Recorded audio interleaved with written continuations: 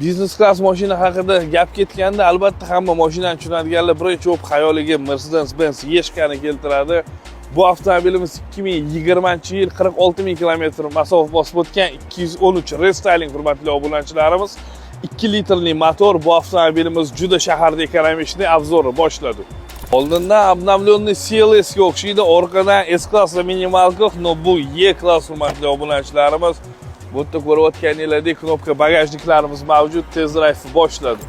Salonimizga xush kelibsiz, hurmatli obunachilarimiz. Salonimiz haqida nima desa bo'ladi? Elegantniy, klassический, komfortniy.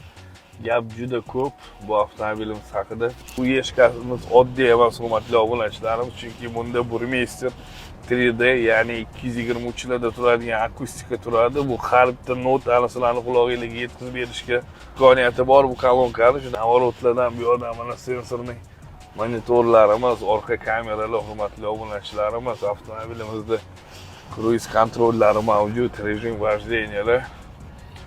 Hozir mana komfortdan Sport Plus'ga oldi. Sport Plus'da hamma joy o'zgaradi, bilasizlar, hurmatli obunachilarimiz.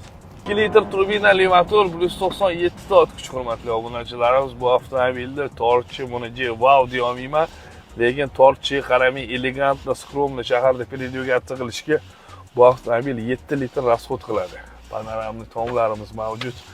Avtomobilga o'tirganingizda podvetkalarni o'zi, bu yerda atmosfera, tim более muzikani balo qilganingizda umuman shum pumsiz chiqarib beradi. Avtomobilimiz top, hurmatli obunachilarimiz.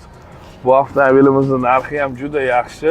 Avtomobilimizning narxi $59,000, hurmatli obunachilarimiz. Narxga bu nima alternativa olishingizga men hayronman. Agar bir telekommentariyada albatta yozib qoldiringlar va otamga o'zimga olaman degan deb niyat qilganlar bo'lsa, hurmatli obunachilarimiz, albatta bitta like bosamiz va Mercedes'ning eng katta yo'qolgan narsasi bu ugl razvoroti, hurmatli obunachilarimiz.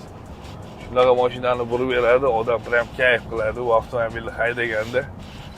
Nima deymiz? Bu avtomobil наличие на заказ, hammanglarni avtolizerda kutib qolamiz. E'tibor uchun rahmat.